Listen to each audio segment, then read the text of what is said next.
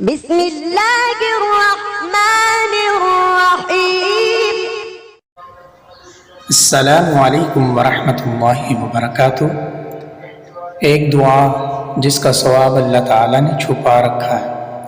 رسول اللہ صلی اللہ علیہ وسلم نے ارشاد فرمایا، ایک بار ایک شخص نے یہ کلمہ کہا، یا ربی لک الحمد کما ینبغی لجلال وجہک وعظیم سلطانک۔ فرشتے گھبرا گئے کہ اس کا کتنا اجر لکھیں۔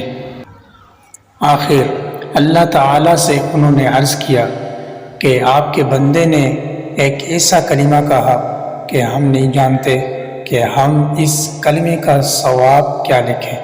تو اللہ تعالیٰ نے باوجود جاننے کے پوچھا، اس نے کیا کہا ہے؟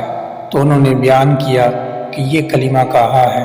اللہ تعالیٰ نے فرمایا، تم اس مذکورہ کلمے کو اسی طرح لکھ لو، میں اسے اپنی ملاقات کے وقت قیامت کے دن اس کا بدلہ دوں۔